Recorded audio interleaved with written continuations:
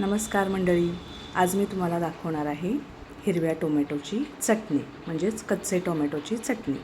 आपण भातासोबत, भाकरी, पोळीसोबत, अगदी ब्रेडबरोबरसुद्धा ही चटणी छान लागते। चला तर करूया सुरुवात। कढईमध्ये 1 चमचा तेल गरम करत ठेवलं होतं। त्याच्यामध्ये ओल्या खोबऱ्याचे काप आहेत हे आपण 1-2 मिनटं परतून घेऊया। याच्यातच मी 1 चमचा जिरे घातलेले आहे। जिरं पण आपण याच्यामध्ये भाजून घेऊया। जिरं भाजून झालं की याच्यामध्ये 1.5 चमचा तीळ घालून घेते।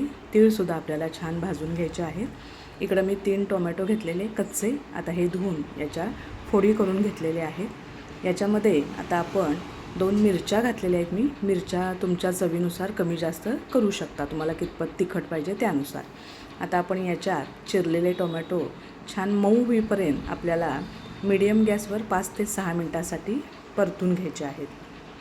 आता याच्यामध्ये मी कोथिंबीरीची पावडर घातलेली आहे, चवीनुसार मीठ, आणि आता टोमॅटो आंबट आहेत म्हणून किंचितशी थोडीशी साखर घातलेली आहे, म्हणजे यानं चवसुद्धा बॅलन्स राहते। आता इथं हे सगळं मिश्रण माझं भाजून झालेलं आहे। हे थंड करण्यासाठी आपण 5-10 मिनटं बाजूला ठेवून देऊया। थोडं थंड झालं की मिक्सरला वाटून घेते। अशा पद्धतीनं मी हे वाटून घेतलेलं आहे। आता हे एका बाउलमध्ये काढून घेते आणि आपल्याला करायची आहे फोडणी।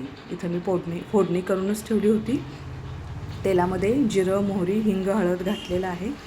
तर ही सगळी फोडणी आपल्याला या चटणीवर घालायची आहे। अशी चटकदार चमचमीत चटणी बनवून तयार होते। तुम्हीसुद्धा माझ्या पद्धतीनं करून बघा आणि मला तुमचा रिप्लाय नक्की द्या। धन्यवाद।